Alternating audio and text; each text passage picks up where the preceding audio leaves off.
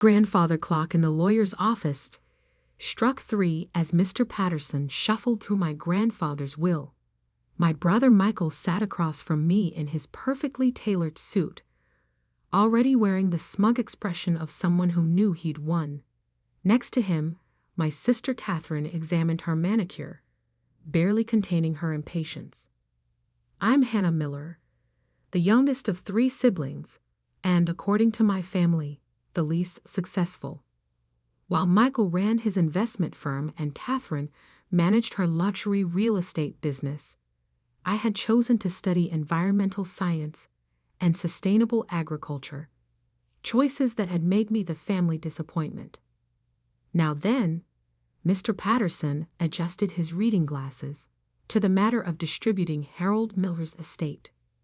I caught my reflection in the office window, simple blouse, practical pants, work boots still muddy from my morning at the research center. Next to my polished siblings, I looked exactly like what they thought I was, the family failure. To my grandson Michael Miller, Mr. Patterson read, I leave my investment portfolio, valued at approximately $4 million. Michael's smile widened. No surprise there. He'd been managing those investments for years, carefully positioning himself as the responsible grandchild.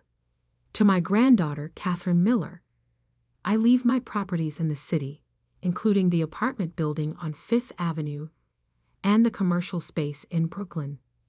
Catherine finally looked up from her nails, nodding in satisfaction. The properties were worth at least $6 million. And to my granddaughter, Hannah Miller, Mr. Patterson paused, glancing at me over his glasses. I leave the family farm in Millbrook, including all land, structures, and equipment thereon. The silence lasted exactly 3 seconds before Michael burst out laughing. The farm, he wheezed, wiping tears from his eyes. That worthless piece of dirt? Oh, this is perfect. Catherine joined in with her theatrical giggle. Well, it makes sense. Hannah's always been interested in playing in the mud. Now she can do it full time. I sat there, my face burning, but my voice steady. Are there any conditions attached to the inheritance? Mr. Patterson nodded, relieved to have a serious question. Only that the property cannot be sold for at least 1 year after taking possession. Michael's laughter redoubled. 1 year? You'll be broke by then. That place hasn't turned a profit in decades. The property taxes alone will bankrupt you. Enjoy your worthless farm. Catherine stood up, already reaching for her designer handbag. Maybe you can grow organic kale or whatever it is you studied in college. I remained seated as they strutted out, still laughing. Mr. Patterson waited until their voices faded before speaking again. There's one more thing, Miss Miller. Your grandfather left this for you. He handed me an envelope, my name written in Grandpa's shaky handwriting. He was very specific that you should receive it only after the others had left. I opened the letter carefully, recognizing the paper from Grandpa's old desk. Dearest Hannah, by now you know about the farm. Your brother and sister will think I'm punishing you, but they never understood what that land really means. They see dirt and crops and outdated buildings. But you've always seen the potential in things others dismiss. Remember the stories I used to tell you about the old barn, about why it was built where it was, and what lies beneath? It's time for you to find out if those stories were true. The key in this envelope opens the locked cabinet in my study. Inside, you'll find everything you need to understand. Trust yourself, little one. You're the only one who can unlock what that farm really holds. All my love, Grandpa. A small brass key fell from the envelope into my palm. I looked up at Mr. Patterson, who was watching me with curious eyes. Did you know about this? He shook his head. Your grandfather was a private man, especially in his later years. But he always spoke highly of you, said you had a gift for seeing value where others couldn't. That evening, I drove out to the farm alone. The spring sunset painted the old buildings in shades of gold, making the weathered wood glow. I'd always loved this place, spent countless summers here helping Grandpa with the horses and listening to his stories. The study was exactly as he left it. Books everywhere, maps spread across the desk, his old leather chair still holding the impression of his favorite reading position. The locked cabinet stood in the corner, untouched since his passing 3 months ago. The key fit perfectly. Inside, I found a stack of notebooks, geological surveys, and maps. Decades of research and observations. But it was the small leather-bound journal on top that caught my attention. The first entry, dated 1962, made my heart stop. Today, I confirmed what I've suspected for years. The geological formations under the North Barn aren't natural. The core samples show clear signs of mineral deposits, but that's not all. The radiation reading suggests something far more valuable. I can't risk anyone finding out until I'm certain, but if I'm right, this farm sits on top of one of the largest rare earth element deposits in North America. I sank into Grandpa's chair, my hands shaking as I turned the pages. For decades, he had secretly studied the land, gathering evidence of what lay beneath the surface.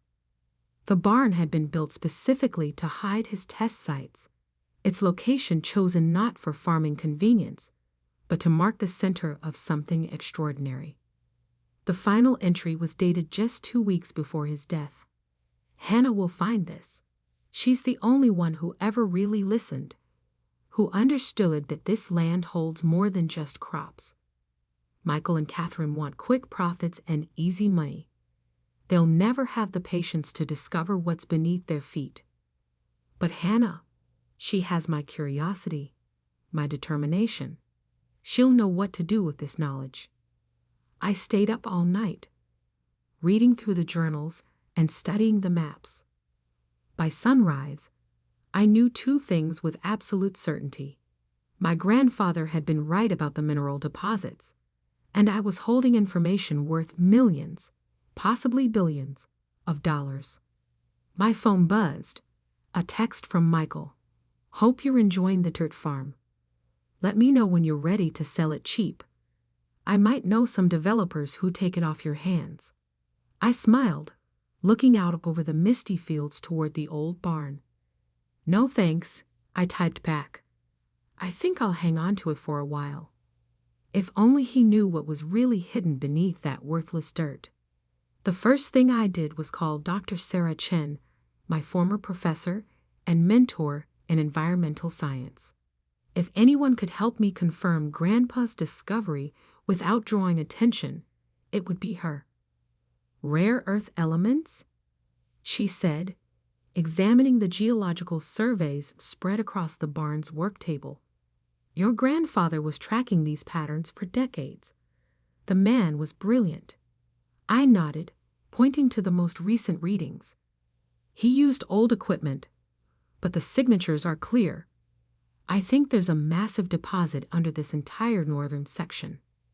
Sarah walked the perimeter of the barn, her instruments beeping steadily. "Hannah, if these readings are accurate, this isn't just a deposit.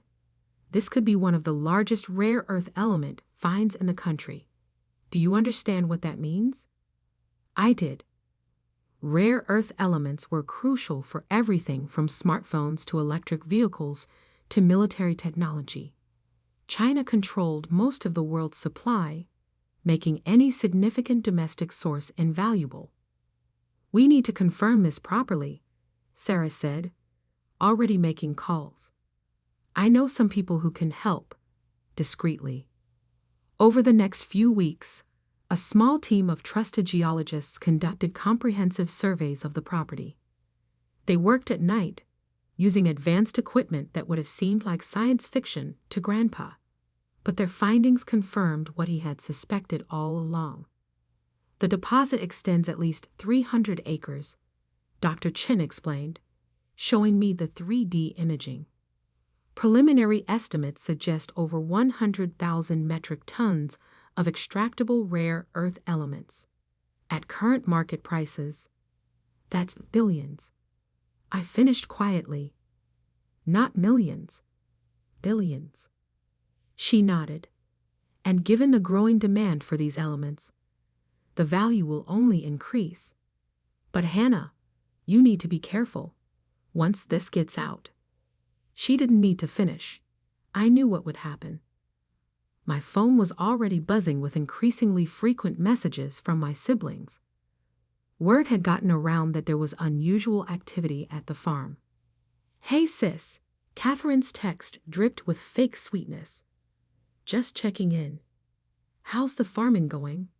You know, if you need help with property taxes or anything." Michael was more direct. "Heard you've had some scientists out there. What's going on? As your financially responsible brother, I should be involved in any decisions about the property." I ignored them both, focusing instead on the next crucial step. I needed capital to develop the discovery, but I had to move carefully. If word got out too soon, every mining company in the country would be trying to take control. That's when I got lucky. Through Sarah's connections, I met James Wong, a venture capitalist who specialized in mineral resources. More importantly, he understood the need for discretion. "The potential here is unprecedented," he said, walking the property with me. "But extraction needs to be done sustainably, carefully. Many of these deposits have been ruined by hasty development." I liked him immediately. He asked about environmental impact before profit margins, and he actually listened to my ideas about sustainable mining practices. "I can provide initial funding," he offered, "enough to secure the necessary permits and begin preliminary development. In return, my firm gets a minority stake, but you maintain controlling interest." It was a fair offer, better than fair, but before I could accept, my siblings forced my hand. I came home one evening to find Michael's expensive car in the driveway. He and Catherine were waiting on the porch, trying to look concerned, but barely concealing their greed. "Hannah, we need to talk," Michael began, using his responsible big brother voice. "We're worried about you." "Really?" I leaned against the porch railing. "You haven't been worried about me for the past 10 years. Catherine stepped forward, all designer clothes and fake sympathy. "We know you've been meeting with investors. You can't handle something like that alone. You need our expertise." "Like you handled Grandpa's investments?" I asked sweetly. "The ones that underperformed the market by 40% under your management, Michael." His face reddened. "That's not. How did you know about that?" "I actually read his financial records, unlike you. Just like I read everything else he left behind." "Look," Catherine cut in, "whatever you found out here, you need help developing it. We have connections, experience." "No," I said firmly. "What you have is regret. You mocked this farm, called it worthless. Now you suspect it might be valuable, and suddenly you want to be involved." Michael's fake concern vanished. "We're your family. We have a right to be part of this." "Family?" I laughed. "When was the last time either of you visited Grandpa? Do you even know what crops he grew here? What he was passionate about?" They exchanged guilty glances. "I'll make this simple," I continued.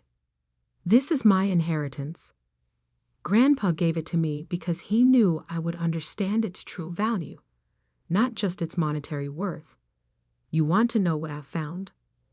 Wait and read about it in the papers like everyone else." "You'll regret this," Michael threatened. "We can make things very difficult for you." I stepped closer, meeting his eyes. "No, Michael, You can't, because unlike you, I actually learned from Grandpa. I learned how to protect what's valuable, how to plan for the long term. You want to cause trouble? Go ahead.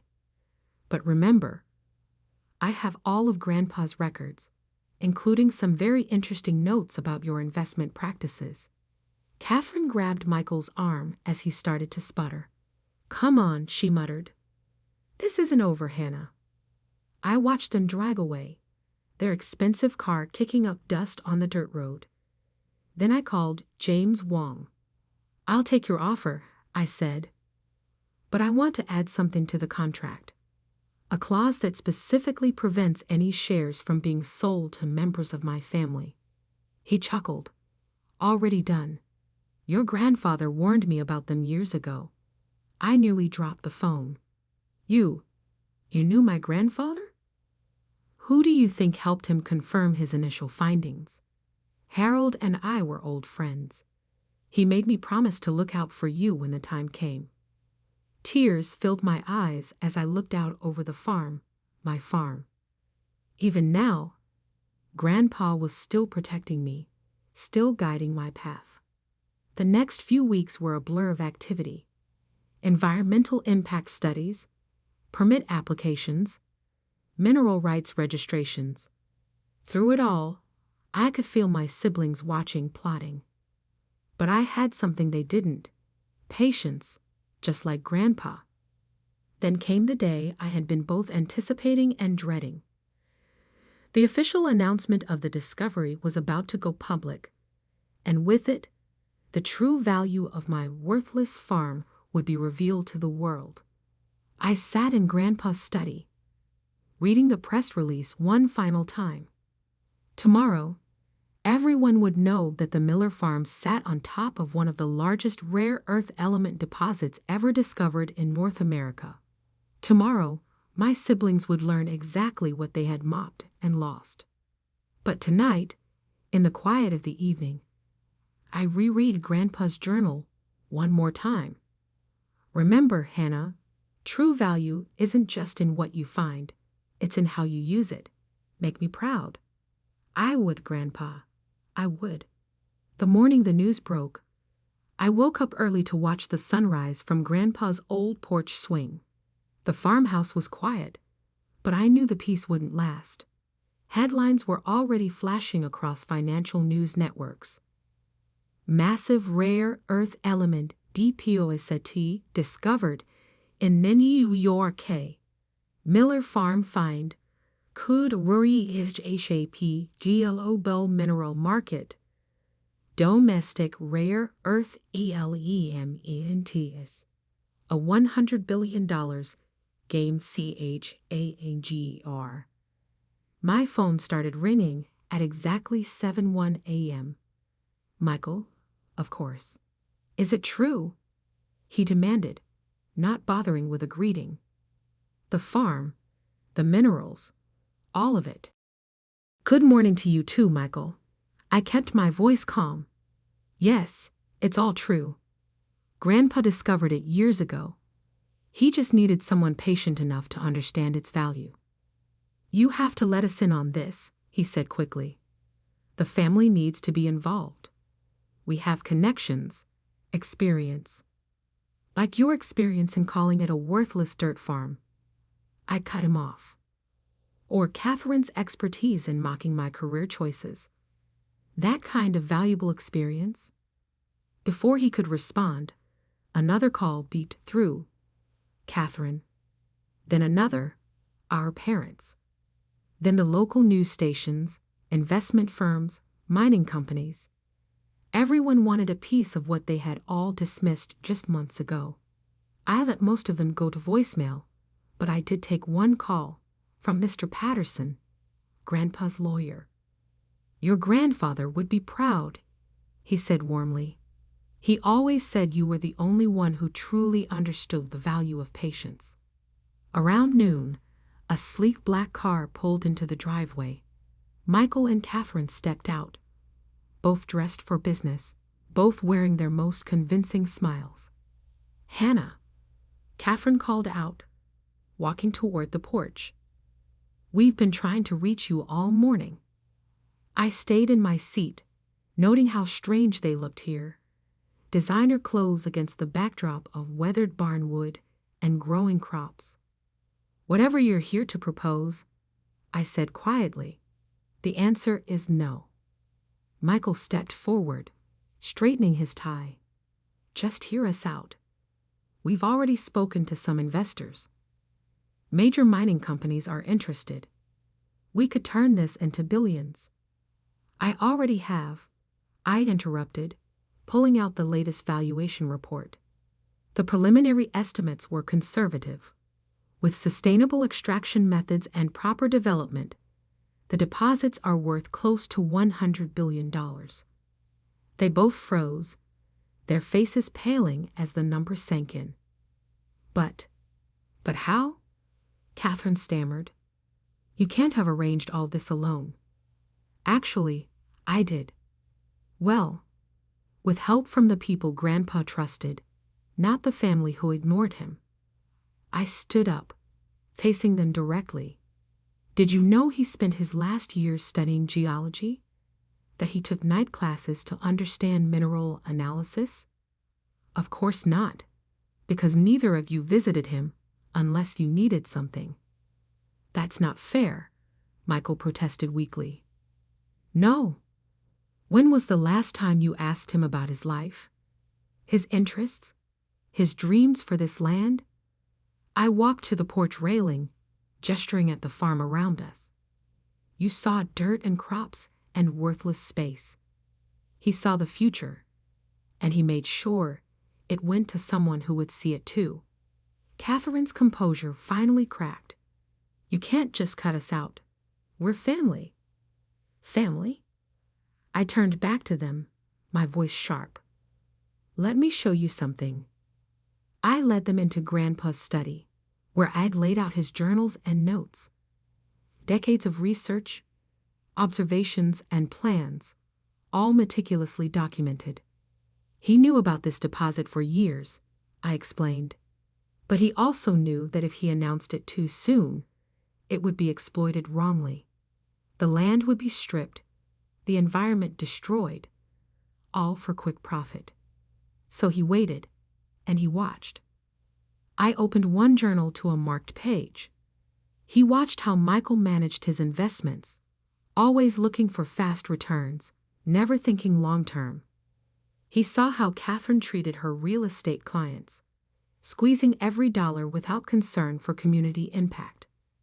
Their faces reddened as I continued, and he watched me, studying environmental science, learning about sustainable development, understanding that true value isn't just about money. So this was his revenge. Michael's voice was bitter, punishing us by giving everything to you. No, I shook my head. This was his legacy. He gave the farm to the person who would develop it responsibly, who would use its resources to do more than just get rich. I handed them each a folder.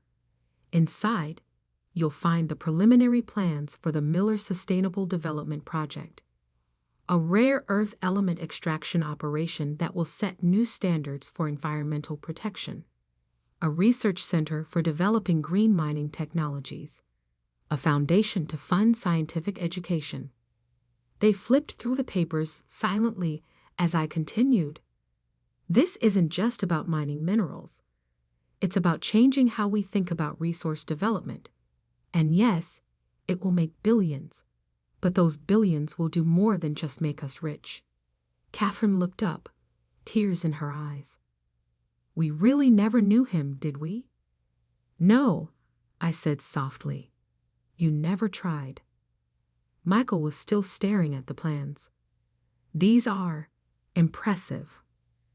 The technology, the environmental protections. This could revolutionize the entire industry. That's what Grandpa wanted. I nodded. He used to say that true wealth isn't what you take from the land, it's what you give back to it. They stayed quiet for a long moment, finally seeing the farm, and our grandfather, through new eyes. So what now? Catherine finally asked. Where do we fit in? I took a deep breath. That depends on you. I'm establishing a board of directors to oversee the foundation's charitable work. There are seats available, but they come with conditions. What conditions? Michael asked cautiously. You have to earn them. Spend a year working in environmental conservation. Learn about sustainable development. Prove that you understand what Grandpa was trying to build here. Then we can talk. To my surprise, they both nodded slowly. He really was brilliant, wasn't he? Catherine said quietly, looking around the study. We just couldn't see it. As they left that evening, the sunset painted the old barn in shades of gold, just like it had the day I first discovered Grandpa's secret. But now the barn wasn't hiding anything. Instead, it stood as a monument to patience, to vision, and to understanding that true value often lies beneath the surface. The next few years transformed more than just the farm. The Miller Sustainable Development Project became a model for responsible resource extraction worldwide. The research center attracted scientists from around the globe. The foundation funded scholarships for students studying environmental science and sustainable technology. Michael and Catherine did eventually earn their board seats, though the process changed them more than they expected. Working in conservation taught them what Grandpa had always known, that real wealth isn't just about money. As for me, I still live in the farmhouse, watching crops grow alongside our sustainable mining operation. Sometimes, in the quiet of evening, I sit in Grandpa's study and read his journals, finding new wisdom in his words. Remember, Hannah, he wrote in his final entry, the greatest inheritance I can leave you isn't the minerals under this farm. It's the understanding that true value lies in what you create, what you protect, and what you pass on to